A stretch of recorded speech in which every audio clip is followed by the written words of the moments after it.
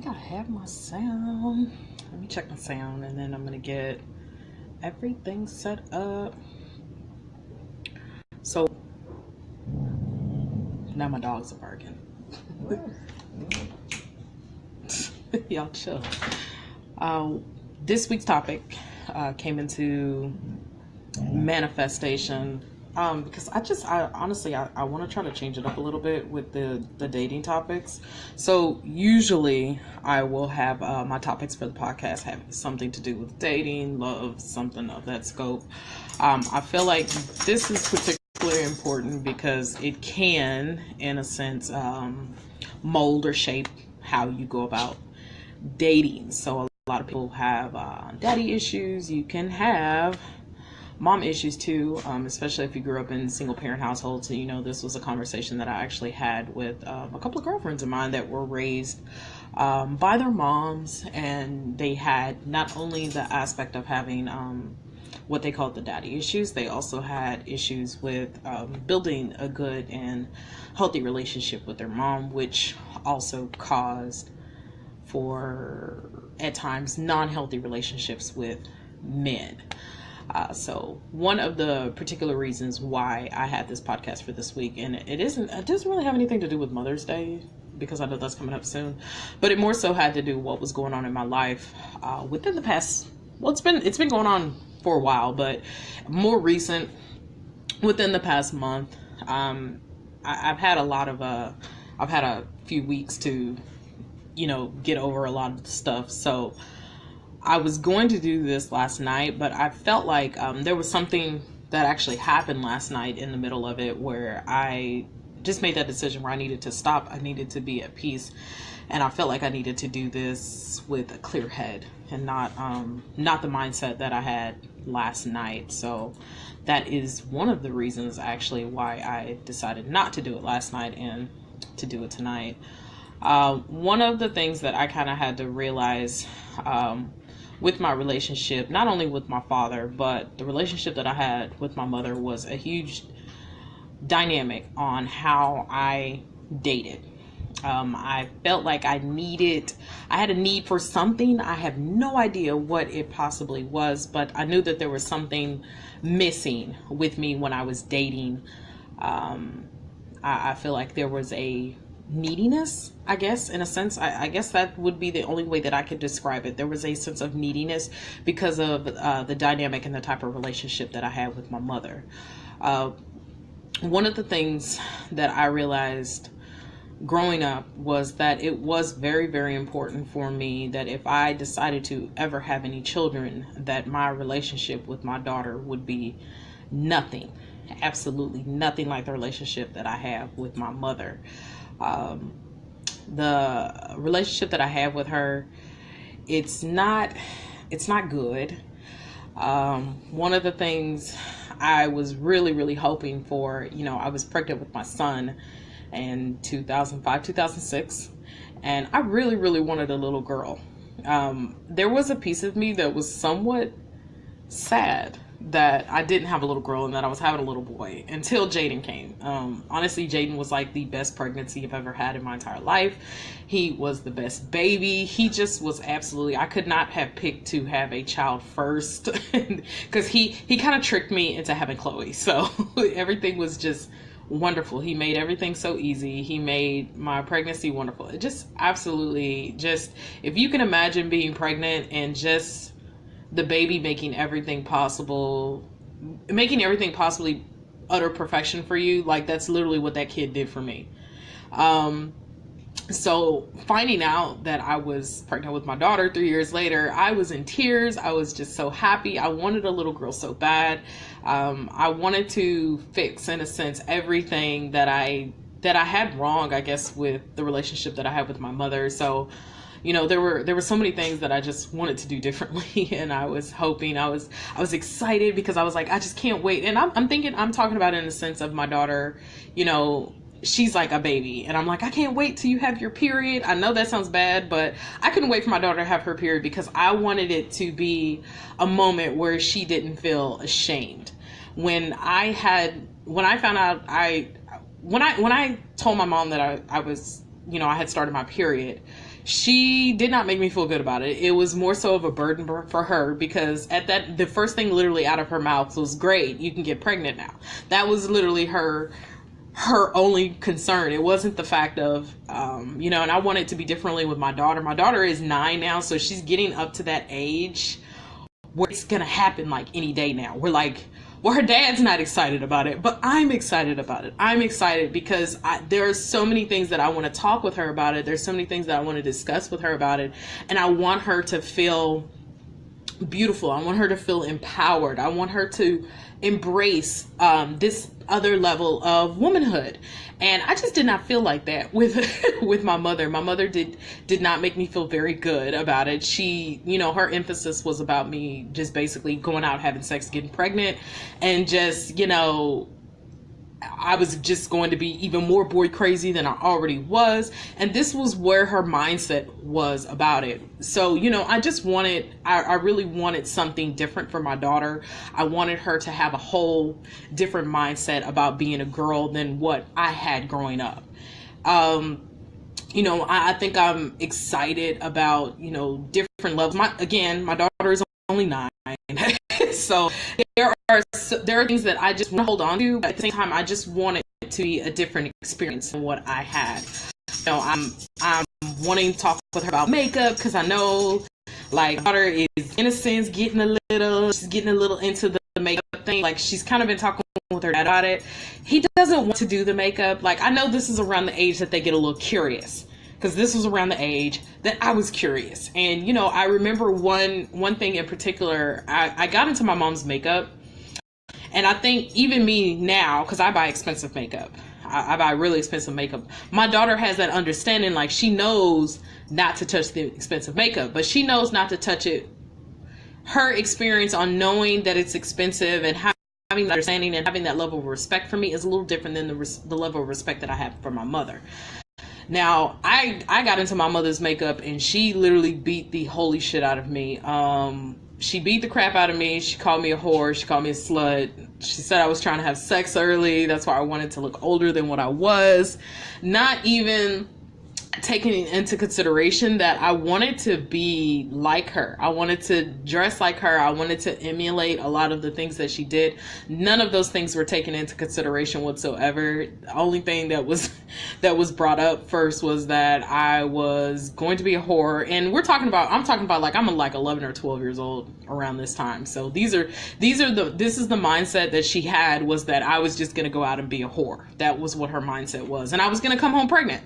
That was the other mindset. I literally heard that probably up until the time that I had my period, probably up until the moment that I actually left the house willingly, that I was just going to pop up with some random kid because I was stupid and I didn't really have a whole lot of sense. And, I was just going to have sex with boys with no protection because I'm an idiot.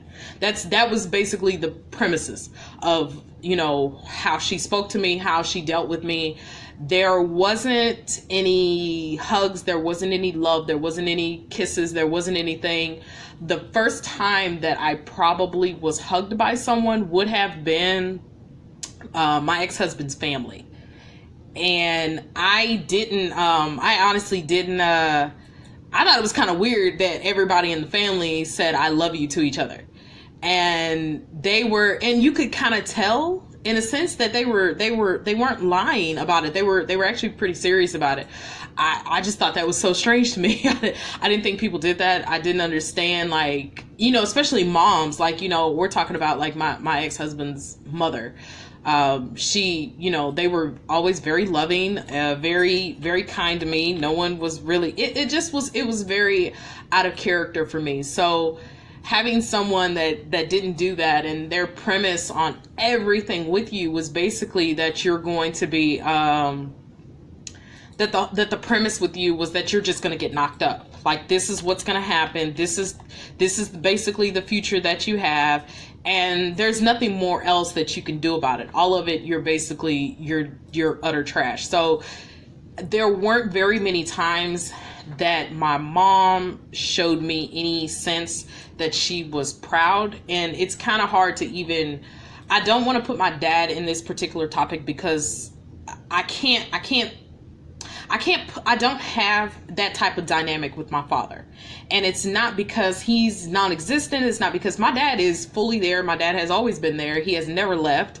And a lot of the things that happen, especially like with my mother, he enables a lot of it. So it's like this topic, it can't be about him, and it won't be about him because he literally did nothing. And I mean that like he did nothing wrong, and he also did absolutely nothing. So I mean, this is basically like the premise that if I want to try to give you guys an idea of like the scope of everything. My mother, she was a dictator. She controlled a lot of aspects. She controlled money. I worked. I gave basically my whole check to my mom. There was a point where I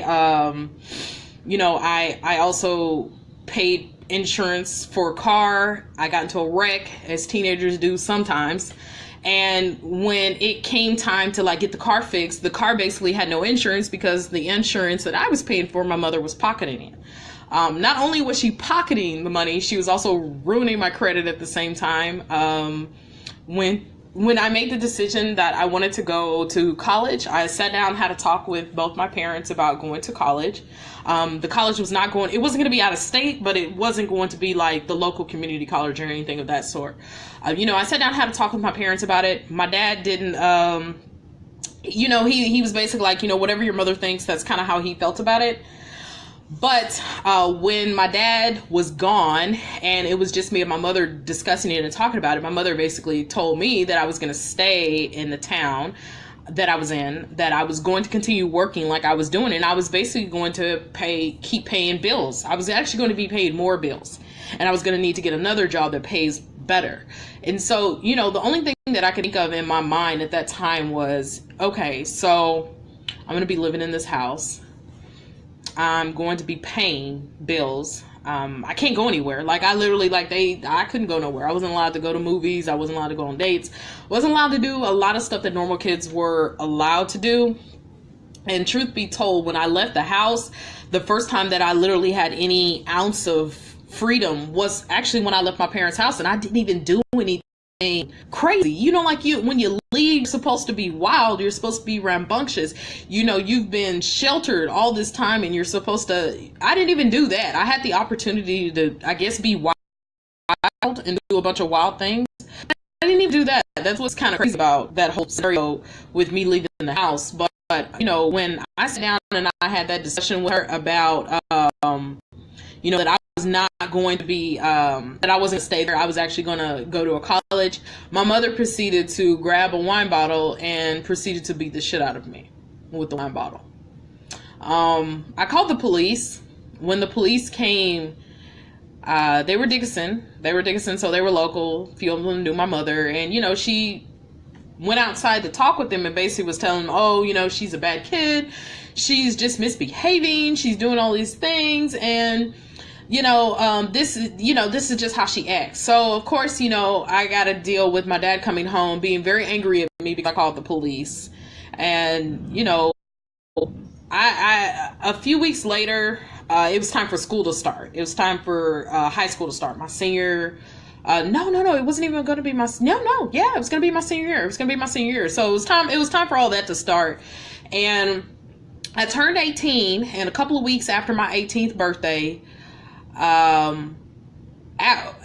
my 18th birthday, my mother and I had the conversation again about me going off to college and me possibly joining the military.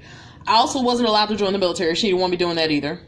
Even though at this point, this had been about a good 4 years in the making, I had already been talking about joining the military.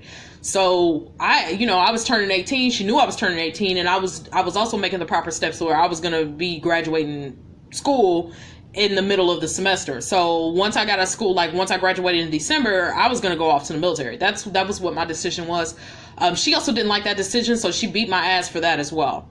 Now, this particular time when she beat me, she couldn't, there were points where she was beating me when I was younger, and I was going to have to wear makeup to cover up a lot of it. So it was getting to that point where she was really figuring out how to beat me without anybody seeing it on my face, on my actual face.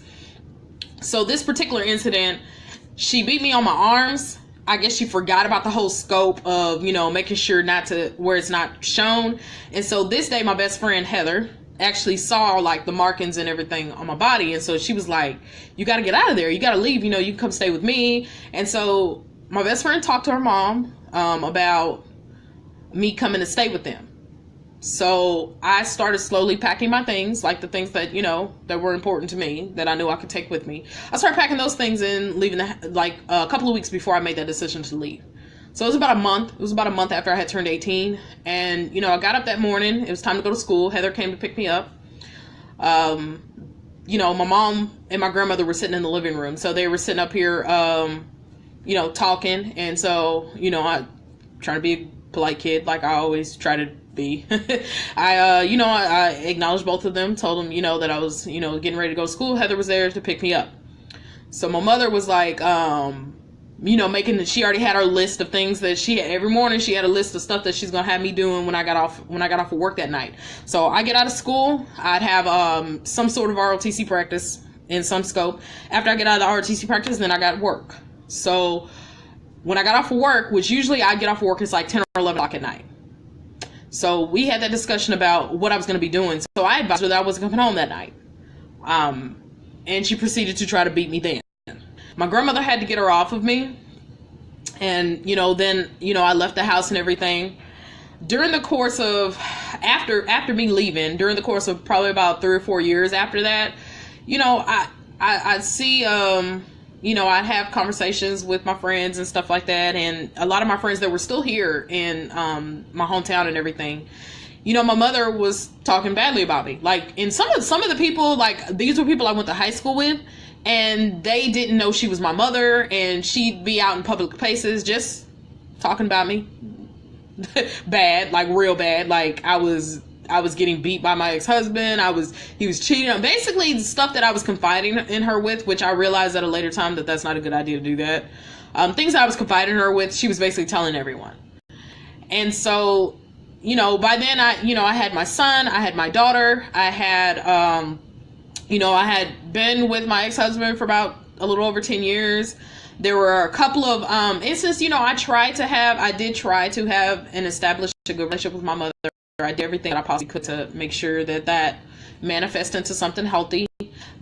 There were times that I will say that I was at fault for a lot of our demise of our relationships, but anytime that there was a demise with it, I did admit my faults because I was seeing a therapist at the time. So, I acknowledged it, I apologized, and then we would move forward.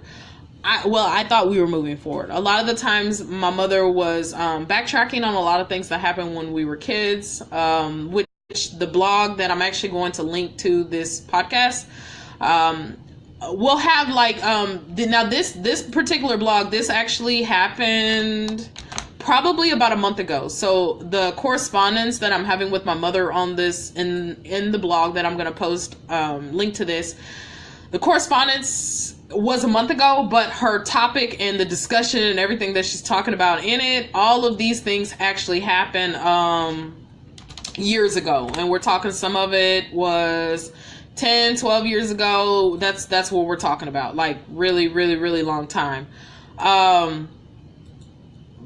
She has a tendency to forget a lot of the things that she does.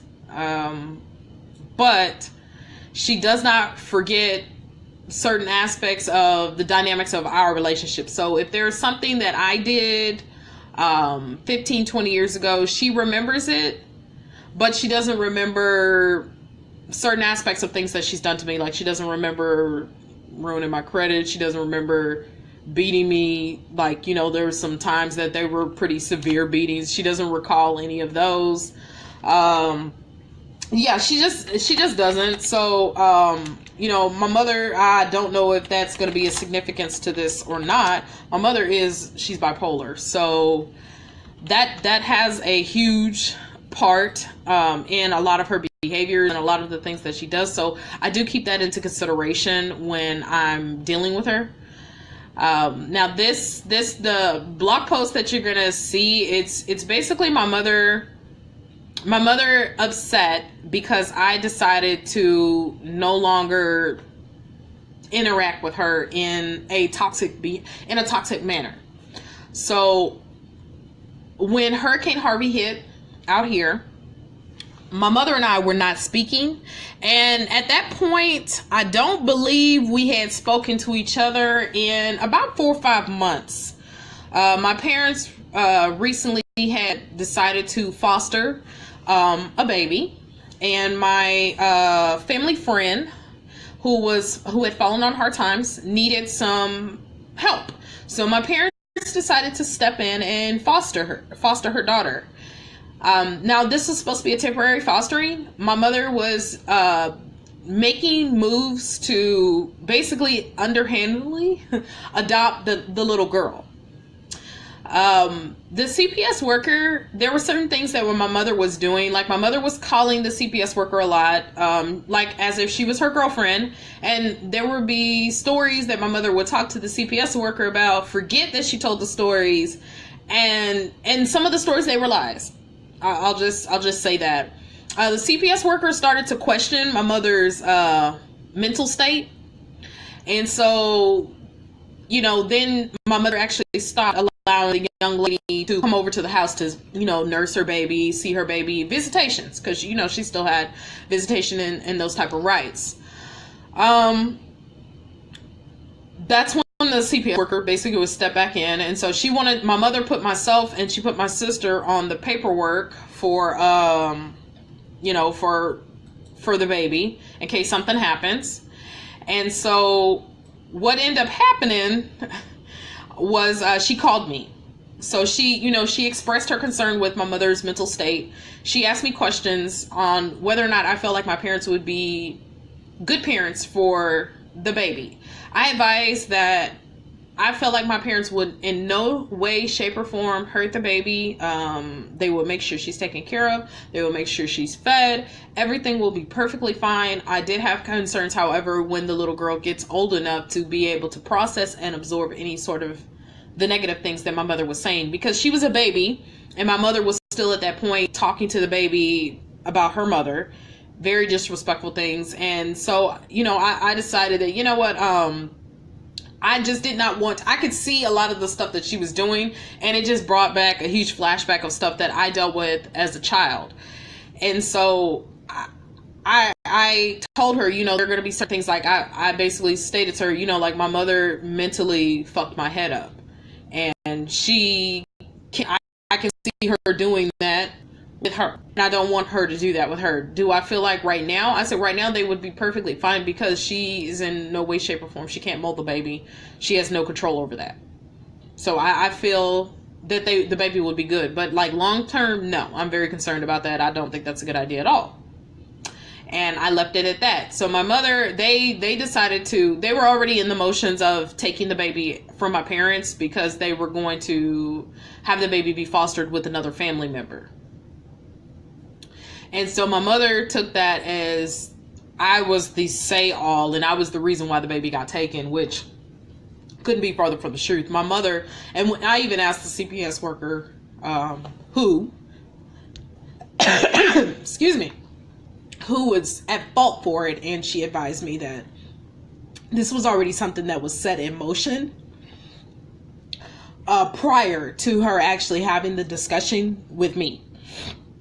So they had already made this decision that this was what they were going to do, but they wanted to discuss it with family first, and the people that my mother picked to, watch over the baby and everything, in case something happens to her or my father.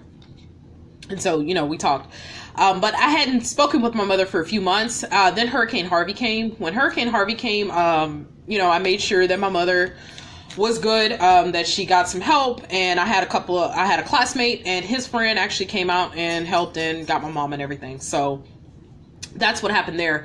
My mom and I, we kind of rekindled our relationship. It was not as good. I mean, it was decent enough. I mean, Hurricane Harvey happened in August. My mother's birthday was in October, so we celebrated her birthday and everything. And that's been good. Like, it literally had been good. Everything had been pretty much fine. We had Thanksgiving, and there was Christmas. We did Christmas at my sister's house. Everything's been good so far. My sister had some personal things going on in her home. My mother talk to me about it. I reached out to my sister because I was concerned about the things that my mother had discussed with me. So I reached out to my sister about it. My sister and I talked. Okay, cool. That was basically the premise of our conversation. My sister had left my niece and my nephew at my mother's. And my mother was asking questions to my niece and my nephew about personal matters in my sister's home. So my sister was not too cool with that. And she talked with her. She goes, I don't appreciate you asking the kids, asking Courtney, because, they don't call me Kay, they call me Courtney. Asking Courtney what's going on in my house. So my mother took that particular incident and that she literally, like the post, the blog post where I'm showing you guys the screenshots and everything, this is where she flipped out on me. So she was upset that I discussed with my sister about the conversation that my mother had with me about my sister's business. She felt like I should never have talked with my sister about it, that I was being very two-faced and that I was talking about her behind her back. Granted, I never discussed anything ill about my mother. The only conversation that my sister and I had that where my mother's name was in it was just like, mommy told me. And that was it. That was pretty much it. Nobody talked about mommy. Nobody discussed anything bad about mommy. But when you are bipolar and you are not taking your medication like you're supposed to be, something that someone with that does not have mental health issues, someone that does not have those type of things going on, they're not going to take something like that to the extreme as someone who is bipolar and is not taking their medication properly. So she flipped out. She flipped out for a few days. So I was like, let me give her a little bit of space. Let me give her some peace. So I tried to do that, but then she kept calling all hours of the night. She kept sending me very berating, which you guys will see that it's in the blog. It's attached in the captions. She berated the hell out of me.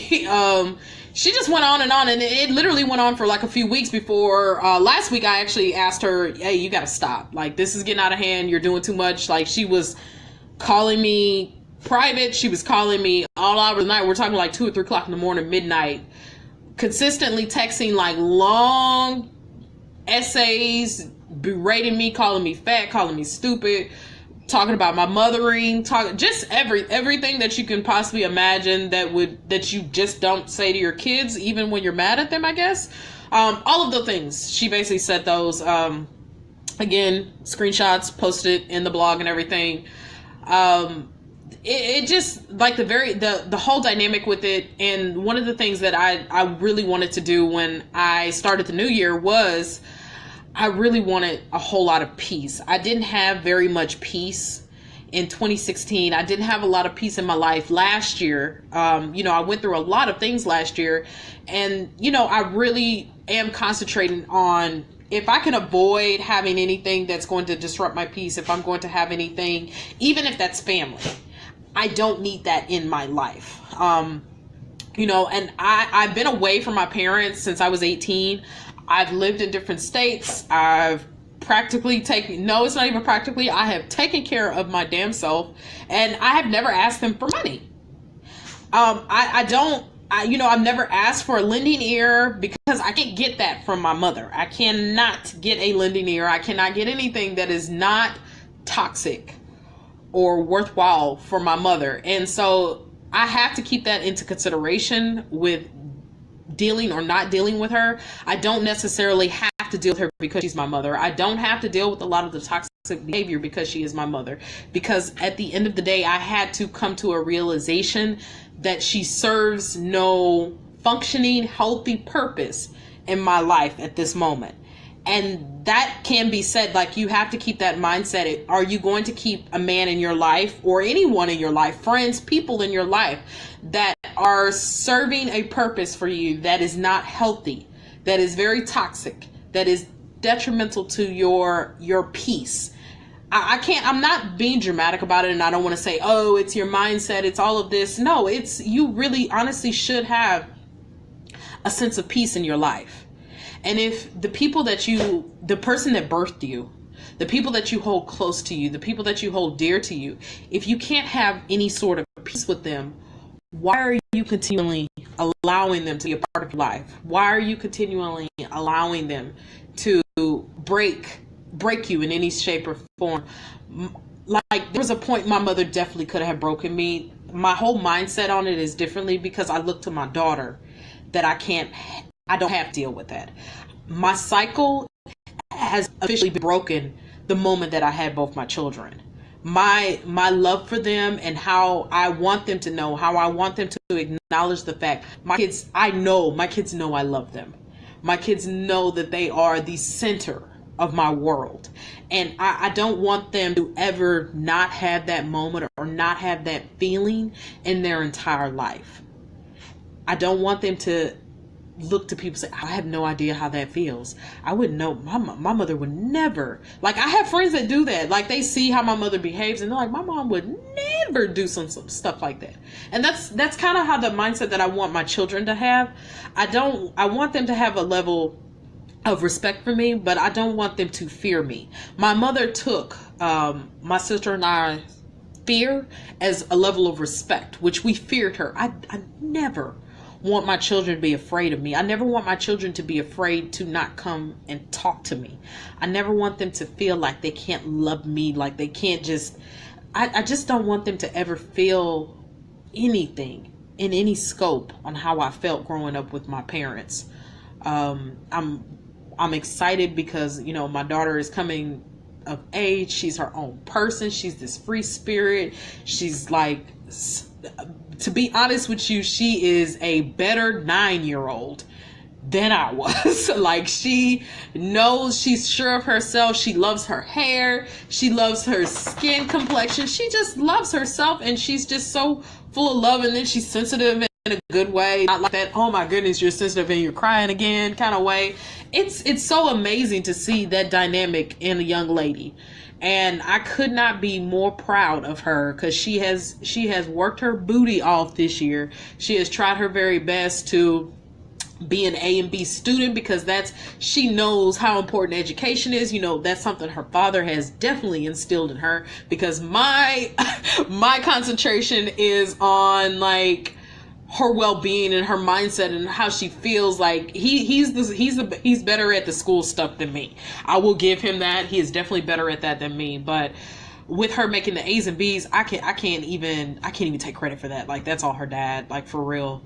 And she's just an amazing little girl. I wish I just really hit the kid lottery, like, for real. Like, I got 2 kids that are just, I don't know how long it's gonna last, and I hope it lasts for a really long time, but I am so blessed with them. Like, I don't think people realize that when they have kids. They have taught me so much more, and I don't even think they have any idea. Not sure if they ever will have any idea, but they have taught me so many things about myself. They have forced me in a good way, in a very good way, to grow the fuck up on a lot of things that I probably, if there were no kids around, if there were no kids to see a lot of things, I would have made a whole lot of dumbass mistakes. But the fact is, I can't make too many dumbass mistakes because I got 4 eyeballs looking at me like, what the fuck you doing? What's going on? Like, what are you doing? So that's like so important to me to have that relationship with her. It's always been important. That's always been the number one key, especially with her. It's kind of funny, like, even when the kids are away, my son, he kind of talks to me a little bit. He talks to me a little bit because, you know, when he needs something, he's a preteen now, so he only hit me up when his phone's broke, something's going on with the phone. Mom, so that's how I gotta deal with right now. He's still a good kid. He's still very respectful to me. He's very loving, but he don't fool with me until he needs something. But like with Chloe is consistently always messaging me. She's always calling. She always wants to video chat. She wants to show me some cool thing that she's got going on. Like, that's like, oh my gosh, that is like literally my love. I am so blessed. So blessed with those 2. But I don't know if this will help anyone. I don't know if it will inspire anyone to, I don't know, maybe work on your relationship with your mother. I'm not going to say don't do it. I'm just going to say this. If you have something and it is causing anxiety, it is causing stress, it is causing tears, it is causing pain, you could do one or 2 things. You could take a step back. If she's willing to work on it just as equally as you are, the only outcome that can come from something like that is going to be something amazing. I unfortunately don't have that with my mom. Like, it's just me and my sister trying to work this and keep it going and make it real. If you have something like that, that's something very toxic. Don't subject yourself. You don't have to subject yourself to any of that. There's no reason for you to cause yourself any unnecessary pain that you can practically avoid altogether. Just keep that in mind. Take a look at the blog. I mean, it's a little but I didn't do it because I want to call my mom out. I did it because I want you to see it. I want you to feel it. I want you to understand how that right there is not something that you need in your life whatsoever, not at any point. And if you have a daughter and you could feel yourself possibly having the same type of lifestyle that you had as a kid with your own toxic mother, stop this shit tonight. Stop it tonight. You have no idea the molding. You're molding her into something. You're molding future young ladies of our world, future black girls of our world. The last thing that you need to do is to break her down before she even gets out into a world that's already gonna fucking break her down. Keep that in mind tonight.